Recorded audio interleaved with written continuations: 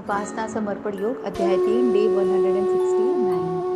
आज हम लोग नया टॉपिक लेंगे। पीछे जो विषय खत्म किया था वो बहुत सुंदर था। हम लोगों ने सीखा था उसमें कि कैसे आत्मदेव की परिष्कृति करेंगे तो पात्रता की प्राप्ति होगी। और अच्छा, पात्रता की प्राप्ति हो जाएगी जब तो क्या हो जाएगा, तो गुरुदेव कहते हैं कि फिर निहाल हो जाओगे। यही नया विषय है। इसी चैप्टर 3 का ही टॉपिक है नया, कि पात्रता विकसित करें ताकि उसी अनुपात में निहाल हो सके।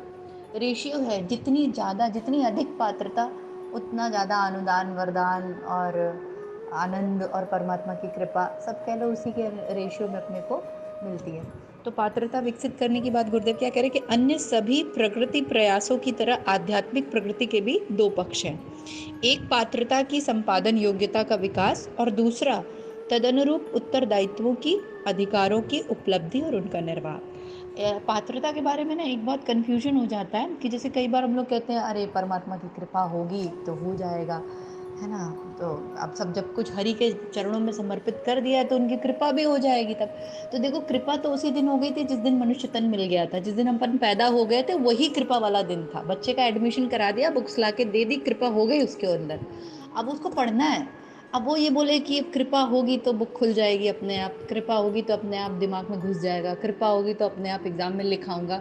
फिर ये हो गया आलसपना। ये फिर हमने क्या किया कि जो कृपा ऑलरेडी मिल रखी थी उसको हमने ढंग से यूज नहीं किया। कृपा जब मिल जाती है तो उसके बाद उसका फिर सदुपयोग भी करना चाहिए ना। तो कृपा तो उसी दिन हम लोग के सबके ऊपर हो गई थी जब हम सब मनुष्य तन में आ गए थे। क्यों? क्योंकि ध्यान साधना करना, अध्यात्म मार्ग पे चलना, अच्छी अच्छी बातें सुनना, समझना, पढ़ना, लिखना, बोलना, गुरुदेव कहते थे हंसना, बोलना, ये सब विवेक मनुष्य को ही तो मिला है ना, और तो किसी प्राणी को तो नहीं मिला है। देखो, जानवर लोग तो ऐसा नहीं कर सकते ना। तो इसका मतलब है कि हमारे ऊपर कृपा ऑलरेडी हो रखी है। अब वो जो कृपा हो रखी है उसको यूटिलाइज करने का टाइम था। तो उसको अपन बोल रहे कि अरे कृपा होगी तो ध्यान साधना किया जाएगा, पात्रता। तो गुरुदेव बोल रहे कि उस अब हो गई है कृपा, अब तुमको अपनी पात्रता का विकास करना है। और उसके दो पक्ष होते हैं कि पहला, कि एक तो अपने पात्र को ठीक करो कि अनुदान वरदान, अब गुरु अगर शक्तिपात करें, आपको कुछ देने की इच्छा रखे भी तो हमारे पास बर्तन ही नहीं होगा।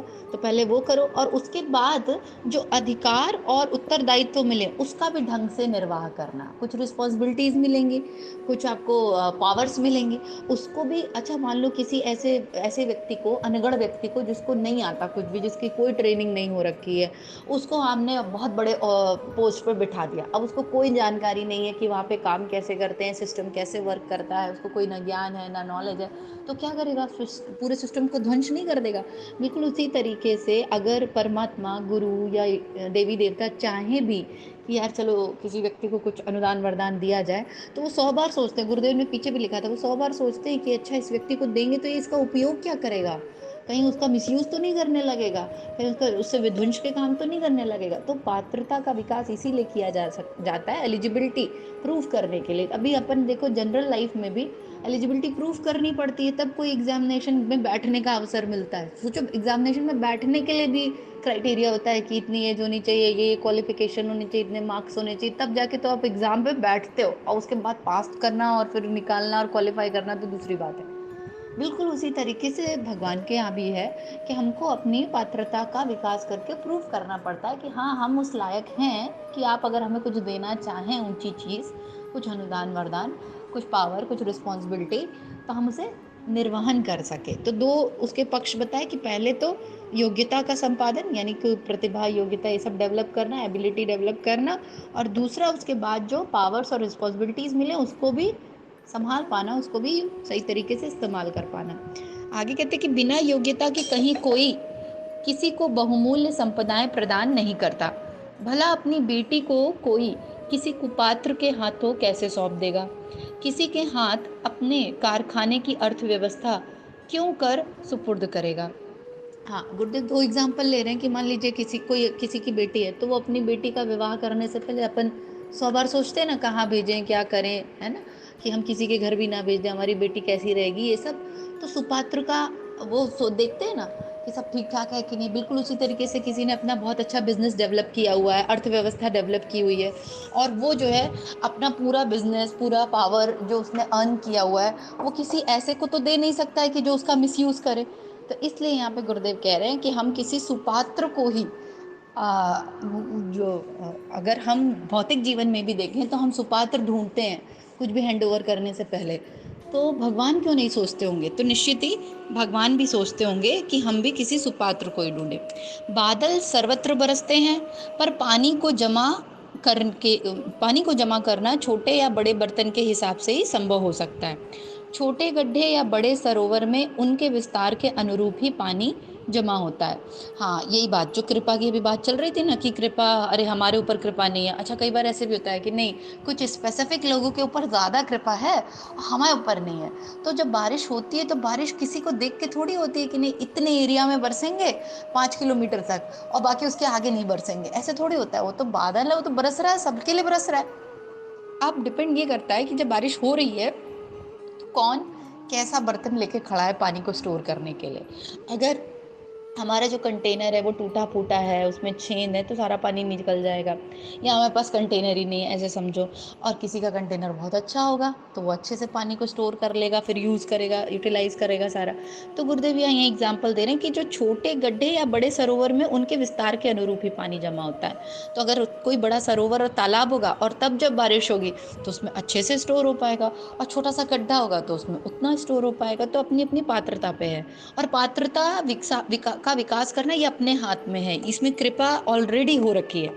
प्रतियोगिताओं में जीतने वाले ही पुरस्कृत होते हैं, पद उन्हें ही सौंपे जाते हैं जो उनका निर्वाह कर सकने की क्षमता को खरी सिद्ध करके दिखाते हैं।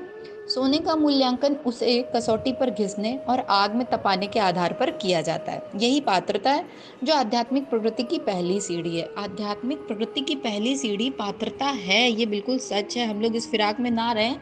एक बार ना मैं एक बुक पढ़ रही थी, पतंजलि योग प्रदीप, उसमें एक वर्ड यूज़ किया था महर्षि पतंजलि ने, तुष्ट।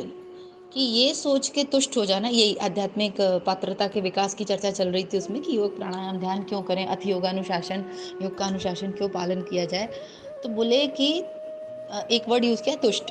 कि यह सोचकर, तुष्ट मतलब संतुष्ट से लिया गया है, जैसे संतुष्ट मतलब सेटिस्फाई हो जाना ना, उससे लिया गया है। कि यह सोचकर तुष्ट हो जाना कि जब भगवान की कृपा होगी तो मेरी आध्यात्मिक प्रगति स्वतः ही होने लगेगी, ये गलत है। ये महर्षि पतंजलि जी के वर्ड्स थे कि ये गलत है। क्यों? क्योंकि भगवान की कृपा आपके ऊपर ऑलरेडी हो गई है। और हम ये सोच के अपने आप को, कई बार मेरी बात होती है, जैसे हमारे यहाँ भी घर में पिताजी से ही मेरी ऐसी चर्चा चल रही थी, तो हमने कहा पिताजी आप ये दिन भर सुडोकू भरते रहते हैं, और इससे बेटर तो आप कुछ ध्यान करें, कंसंट्रेट करें थोड़ा, और इस क्षेत्र में आगे बढ़ें। अब इतनी एबिलिटी है आपको, परमात्मा ने इतना बुद्धि विवेक सब दे रखा है, तो उसका सदुपयोग करें। तो उन्होंने मुझे क्या उत्तर दिया कि अरे परमात्मा की कृपा होगी तो वो भी करवा लेंगे, जैसे सुडोकू भरवा रहे हैं वैसे वो भी करवा लेंगे। तो उन्होंने क्या कर लिया, अपने आप को तुष्ट कर लिया है। वो अपने आप को इस बात से गुड फील करा रहे कि अब जैसे मैं सुडोकू भर ले रहा हूँ और ये ईश्वर की कृपा है तो मैं संतुष्ट हूँ इस बात से, वैसे ही जब उनकी कृपा होगी तो मैं ये भी करने लग जाऊंगा, उसमें कौन सी बड़ी बात है। पर ऐसा नहीं होगा, आपका समय जा रहा है। हाँ, तो महर्षि पतंजलि भी ये बोल रहे हैं, ये सोच के तुष्ट हो जाना कि जब परमात्मा की कृपा होगी तो मेरी आध्यात्मिक प्रकृति स्वतः ही हो जाएगी। नहीं, स्वतः नहीं होगी, उसके लिए पात्रता का विकास करना पड़ेगा, और यही आध्यात्मिक प्रकृति की पहली सीढ़ी है। हाँ, सोने को तपाया जाता है, घिसा जाता है, तब उसकी वैल्यू बढ़ती है। तो अपने को भी तपना पड़ता है, घिसना पड़ता है। श्रद्धा, समर्पण, इन सब के माध्यम से हम ये आगे बढ़ते हैं इस क्षेत्र में। ईश्वर का प्यार और अनुदान उसकी हर संतान के लिए प्रचुर परिमाण में विद्यमान है, पर उसकी उपलब्धि पात्रता के अनुरूप ही होती है। हाँ, तो वही बात है ना, वही बारिश सबके लिए एक जैसी हो रही है, प्यार अनुदान सबके लिए, पर और प्रचुर परिमाण में, प्रचुर मतलब बहुत ढेर सारा उपलब्ध है परमात्मा का प्यार सबके लिए, है ना, सबके अंदर है। विवेकानंद जी का कोट है, every soul is potentially divine. कोई भी अपनी उस पोटेंशियल, अब जैसे अगर हम सबके अंदर वो क्षमता है तो कोई भी दैवीय बन सकता है ना, कोई भी महामानव बन सकता है, कोई भी महाप्राण बन सकता है। पर कौन कितना घिस रहा है, कौन कितना अपने आप को निखार रहा है, उस स्तर पे वो महामानव हो जाएगा। किसी के लिए चपरासी बनना भी सौभाग्य, और किसी को जिस श्रेणी का अवसर बनाया गया है उसे उससे भी बड़ी पदोन्नति जल्दी ही मिल जाती है। इसमें भेदभाव या पक्षपात जैसा कोई अन्याय नहीं है। ऊंची श्रेणी में उत्तीर्ण होने वाले ही पुरस्कृत होते हैं, और छात्रवृत्ति पाते हैं। हाँ, ये जो हम लोग सोचते हैं कि नहीं किसी का ज़्यादा किसी का कम, उन्होंने अपने ऊपर काम किया है कहीं न कहीं। और जैसे जब भौतिक जगत में भी देखें कि जो व्यक्ति लगा हुआ है अपने परिष्कार करने में, अगर हम बहुत पूरे सांसारिक है समझो, पूरे मटेरियलिस्टिक है, तो हम बढ़िया से फिर मटेरियलिज्म भी फॉलो कर रहे हैं, है ना? हम पूरा लगे हुए हैं दिन रात अपना भौतिक चीज़ों को जोड़ने में और बनाने में और लोग के अपना नाम गाँव बनाने में, तो बन रहा है। हम वहाँ मेहनत कर रहे हैं तो ऊर्जा वहाँ काम कर रही है। आप इस क्षेत्र में मेहनत करिए, ऊर्जा इधर लगाइए तो ऊर्जा इधर काम करेगी। ऊर्जा निश्चल है एकदम। ऊर्जा किसी के साथ भेदभाव थोड़ी कर रही है। एनर्जी परमात्मा की जो है ना, वो आप जहाँ लगाएंगे वहीं वो चमत्कार दिखाने लग जाएगी। देवासुर संग्राम क्यों हो रहा है? वो इसीलिए हो रहा है ना कि असुरों के पास भी पावर हाउस से इलेक्ट्रिसिटी आ रही है और देवताओं के पास भी आ रही है। असुर उसको अपने क्षेत्र में लगा रहे, देवता अपने क्षेत्र में लगा रहे, तो जो जहां लगा रहे हैं वहीं आगे बढ़ता जा रहा है। तो ऊर्जा तो ऐसे ही काम करती है। तो गुरुदेव यहाँ यही कह रहे हैं कि कोई भेदभाव थोड़ी है। ऊंची श्रेणी में उत्तीर्ण होने वाले ही पुरस्कृत होते हैं और छात्रवृत्ति पाते हैं। तो जो मेहनत करता है, अच्छे डिवीजन आती है, अच्छे मार्क्स आते हैं, तो उसको स्कॉलरशिप भी मिल जाती है। तो यही इसमें बता रहे हैं कि दैवीय अनुग्रह और अनुदान प्राप्त करने के लिए यह प्रमाणित करना पड़ता है कि प्रार्थी ने उसके लिए उपयुक्त प्रामाणिकता अर्जित कर ली है, और इतना कर चुकने के उपरांत योग्यता का मूल्य प्राप्त करने में कोई कठिनाई नहीं रह जाती। किंतु यदि इससे बचकर नियुक्तिकर्ता की मनुहार करने या छिटपुट उपहारों के सहारे फुसलाने और अपना उल्लू सीधा करने के लिए स्वामी भक्ति की दुहाई दी जाए, तो उसका सफल होना कहाँ संभव है। ये बिल्कुल सही है कि अगर हम ब्राइब घूस देने की कोशिश करें, इमेजिन कि टीचर को चापलूसी करें, चुगली करें, उनके सॉरी बटरिंग करें, है ना? या मान लो ऑफिस में भी प्रमोशन वगैरह चाहिए, कुछ चाहिए, तो फिर इधर उधर दिमाग लगाएं कि अच्छा कैसे किसको बटरिंग कर लें, किसको ऐसे सब कर लें, और अपना काम नहीं करें, है ना? अपनी पात्रता पे कोई ध्यान ना दें, अपने काम पे कोई ध्यान ना दें, और इधर उधर के तरीके से चापलूसी करके सोचें कि हमको स्कॉलरशिप मिल जाए, हम टॉप कर जाएं या हम प्रमोट हो जाएं। तो ये गुरुदेव कह रहे हैं ये गलत है। और हम लोग भी देवी देवता के साथ यही करते हैं, या परमात्मा के साथ उनको ये जो अपन करते हैं ना कर्म कांड उल्टे पुल्टे वाले, सही वालों की बात नहीं कर रही हूँ मैं, उल्टे पुल्टे की चलो हनुमान जी को लड्डू चढ़ा देंगे तो हनुमान जी, हम हनुमान जी हमारे लड्डू के लिए थोड़ी बैठे हुए हैं कि और तुम्हारे लड्डू चढ़ाने से वो क्यों खुश हो जाएंगे। पात्रता का विकास तो अंतरात्मा की शुद्धि, अभी पीछे बताया, पात्रता का विकास आत्म परिष्कार से ही होगा। अभी आत्मा एकदम जीवात्मा एकदम अशुद्ध है, कषाय कलमश एज इट इज बने हुए हैं, काम क्रोध ईर्ष्या घृणा द्वेष राग, उस पर कोई काम ही नहीं चल रहा है। बस हम हर महीने जाते हैं, हर मंगलवार व्रत रहते हैं, शनिवार, और बाकी पूरे वीक नॉनवेज खाते हैं। अब मंगलवार शनिवार को नहीं खाएंगे तो हनुमान जी बहुत खुश हो जाएंगे। किधर लिखा है? किधर लिखा है? तो हम लोग सोचते हैं देवी देवता मूर्ख हैं, उनको कुछ समझ में नहीं आता है, और हमारे अकॉर्डिंग है। वो गुरुदेव डांटते थे ना, जैसे तुम घटिया वैसे तुम्हारे भगवान भी घटिया। तो हमको भी लगता है कि जैसे हम घटिया है, हम सांसारिक चीजें अगर कोई हमको ला के थोड़ा बहुत दे दे, बटरिंग कर दे, तो हम खुश हो जाते हैं ना। तो बिल्कुल वैसे हमको लगता है कि हम भी भगवान को ऐसे थोड़ा बहुत धूप बत्ती दिया बत्ती दिखा देंगे तो भगवान भी खुश हो जाएंगे। तो वो गुरुदेव तो बहुत चिल्लाते थे, कहते थे हनुमान तुम्हारा वो धूप बत्ती खाने बैठ के लिए वेट कर रहा है, या तुम्हारा वो दिया खाने के लिए बैठा है, लड्डू खाने के लिए बैठा है, ऐसे थोड़ी है। तो अपनी पात्रता बढ़ानी पड़ेगी। अब हनुमान बनने के लिए हनुमान जैसा होना पड़ेगा, वो भक्ति, वो वीरता, वो प्रेम, वो शुद्धता, पवित्रता, वो अपने अंदर उतारनी पड़ेगी। बैंकों में ढेरों रुपया होने पर भी किसी का उतना ही बड़ा चेक स्वीकार आ जाता है जितनी उसकी अमानत जमा हो। कर्ज भी वापसी की गारंटी पर मिलता है। इन मर्यादाओं की उपेक्षा करके कोई मैनेजर का स्तवन, अभिवादन या पुष्प अक्षत भेंट करके मनचाही राशि प्राप्त नहीं कर सकता। ये कितना सही गुरुदेव लिख रहे हैं। इमेजिन करिए कि आपके अकाउंट में पैसे नहीं है और आप जाके मैनेजर के ऊपर अच्छत छिड़किए, आरती वारती लेके जाइए, उसकी आरती उतारिए और उसको फूल वूल चढ़ाइए, उसके सर पे नारियल फोड़िए और उसको जल से जल चढ़ाइए, तो क्या वो पैसे निकाल के दे देगा? तो नहीं देगा ना। कुछ सिस्टम है, कुछ कोई व्यवस्था है ना कि आपके अकाउंट में जितने पैसे होंगे उतने का चेक आप जब काट के दे दोगे तो मिल जाएगा, उससे ज़्यादा का दोगे तो वो भी नहीं मिलेगा। और उधारी भी अगर आपको चाहिए तो उसके भी बदले में आपको कितने गारंटी कुछ देना पड़ेगा कि हाँ भाई हम कब तक वापस करेंगे, ऑन पेपर सब कुछ होना चाहिए। तो बिल्कुल यही व्यवस्था भगवान के यहाँ भी है, वहाँ पे भी ऐसे ही चलता है। वहाँ पे भी ऐसे अच्छत पुष्प जबरदस्ती जाके रोज उनके ऊपर डाल रहे, रोज सुबह सुबह उठ के टन टन टन टन घंटी बजा रहे, आरती गा रहे। ये आरती गाना, घंटी बजाना, दिया जलाना, ये बुरी बात नहीं है, ये बहुत अच्छी चीज है, ये इसके सबके साइंटिफिक रीजनिंग्स है। लेकिन सिर्फ यही करना और अंदर कुछ नहीं बदल रहा है, आत्म परिष्कार नहीं हो रहा है, वो व्यर्थ है। तो उससे फिर कुछ मिलेगा नहीं। करते रहो, सारी जिंदगी करो, कोई दिक्कत नहीं, पर कुछ मिलेगा नहीं। इस विश्व व्यवस्था का कण-कण नियम और मर्यादाओं में बंधा है।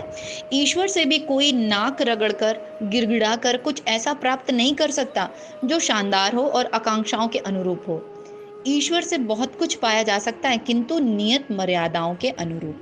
हाँ, भगवान से भी हम लोग बहुत चीजें प्राप्त कर सकते हैं, पर मर्यादा के अंदर। सिस्टम है ना, व्यवस्था है। अपना हमने को लगता है कि बस ऐसे ही है, जैसा सोच लेंगे वैसा हो जाएगा। हाँ, भाव शुद्ध है तो नहीं कहा जा सकता। जिसके भाव पवित्र शुद्ध होते हैं तो वहां पे तो एक्सेप्शनल केसेस हो जाते हैं। पर एक व्यवस्था है, एक व्यवस्था के अनुसार सृष्टि पूरी चल रही है, और उसी के अनुसार अध्यात्म मार्ग भी व्यवस्था के अनुसार ही चलता है। तो आज यहीं तक लेते हैं। और आज गुरुदेव ने बहुत अच्छी अच्छी बातें हमें समझाई कि पात्रता विकास में 2 चीज़ें इंपॉर्टेंट है, कि पहले अपना योग्यता बढ़ाएं, और उसके बाद जो रिस्पॉन्सिबिलिटीज़ और पावर मिले उसको भी संभालें। उसके लिए क्या करें, अपने पात्र को विकसित करें। पानी हर जगह बरस रहा है, भगवान के अनुदान वरदान सबके लिए एक जैसे हैं, एनर्जी सबके लिए एक जैसी हैं, जिधर लगाएंगे उधर मिल जाएगा। हाँ, और भगवान को चापलूसी करके और गिड़गिड़ा के, नाक रगड़ के और दिन रात घंटी बजा के और लड्डू चढ़ाने से नहीं होती पात्रता का विकास। पात्रता का विकास होता है अंतर का परिष्कार करने से, जो पीछे कई दिनों से अपन पढ़ भी रहे थे। तो इसी भाव के साथ कि हम भी अंतर में परिष्कृत कर पाए अपनी चेतना को, और जो कषाय कल्मश हैं वो हमारे सच में दूर हो। सच में अगर हम हनुमान की आराधना करने की सोच रहे हैं तो हनुमान उतरे, जीवन में उतरे। ऐसे सिर्फ मंदिर में ही नहीं बैठे कि बस थोड़ी देर, जितनी देर घंटी बजा रहे थे तब तक हनुमान थे, और बस मंदिर से बाहर आए तो फिर सब गायब। तो इसी भाव के साथ कमर सीधी कर ले, दोनों हाथ गोदी में कर ले, सविता देवता का तेज प्रकाश हमारे अंदर उतरता हो, और माँ गायत्री से प्रार्थना कि हमारे अंदर भी ऊंची पात्रता का विकास हो, जिससे परमात्मा का अनुदान वरदान मिल सके। ओम भूर्भुवः स्वः तत्सवितुर्वरेण्यं भर्गो देवस्य धीमहि धियो यो नः प्रचोदयात्। जय गुरुदेव, सभी को प्रणाम। हमारे YouTube चैनल को सब्सक्राइब करें और बेल आइकन को दबाकर ऑल पर क्लिक करें ताकि नोटिफिकेशंस आपको मिलती रहें।